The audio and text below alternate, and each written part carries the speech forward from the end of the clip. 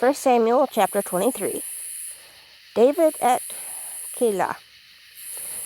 People told David, "Look, the Philistines are fighting against the city of Keilah. They are robbing grain from the threshing floors." David asked the Lord, "Should I go and fight these Philistines?" The Lord answered David, "Yes, go attack the Philistines. Save Keilah." But David's men said to him, "Look, our men are afraid here in Judah. Just think how afraid we will be if we go to Keilah, where the Philistine army is lined up and ready for battle." David again asked the Lord, and the Lord answered David, "Go down to Keilah. I will help you defeat the Philistines." So David and his men went to Keilah. David's men fought the Philistines. They defeated them and took their cattle. In this way, David saved the people of Keilah. When Abiathar ran away to David, Abiathar took an ephod with him.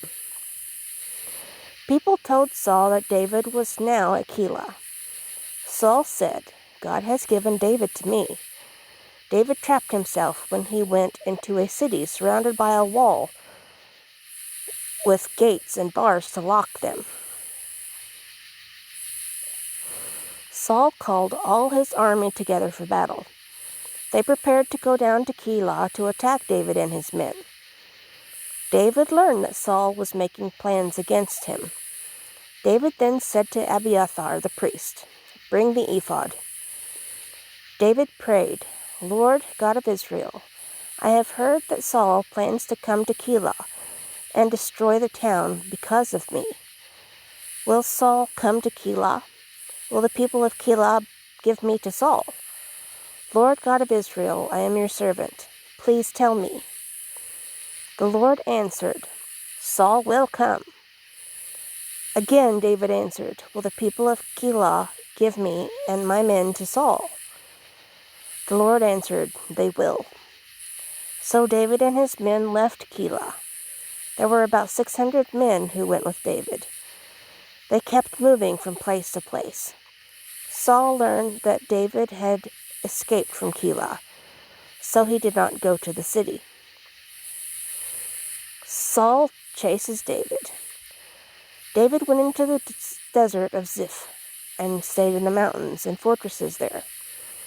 Saul looked for David the whole time, but the Lord didn't let Saul catch him.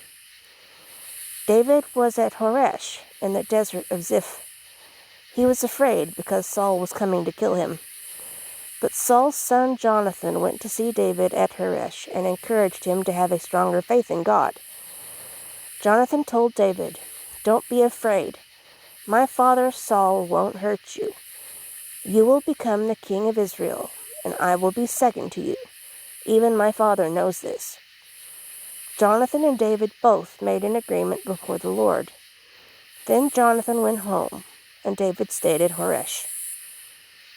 The people of Ziph tell Saul about David. Some people from Ziph went to Saul at Gibeah and told him, "David is hiding in our area. He is at the fortresses of Horesh on the Keilah hill, south of Jeshimon. Now, king, come down any time you want. It is our duty to give David to you." Saul answered, "May the Lord bless you for helping me. Go and learn more about David. Keep track of where he goes and who goes to see him. I am told that David is smart and that he is trying to trick me. Find all the hiding places that David uses. Then come back to me and tell me everything.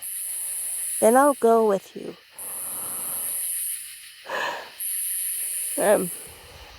If David is in the area, I will find him, even if I must go to every family group in Judah." So those people went back to Ziph before Saul. David and his men were in the desert of Mon, south of Jeshimon. Saul and his men went to look for David, but the people warned him. They told David that Saul was looking for him. So David then went down to the rock in the desert of Mon. Saul heard that David had gone there, so Saul went to that place to find him. Saul was on one side of the mountain. David and his men were on the other side of the same mountain. David was moving as quickly as possible to get away from Saul, but Saul and his soldiers were going around the mountain to cut them off and trap David and his men. Then a messenger arrived and told Saul, "Come quickly, the Philistines are attacking." So Saul stopped chasing David and went to fight the Philistines. That is why people call this place Slippery Rock. David left the desert of Maon and went to the fortresses near En-Gedi.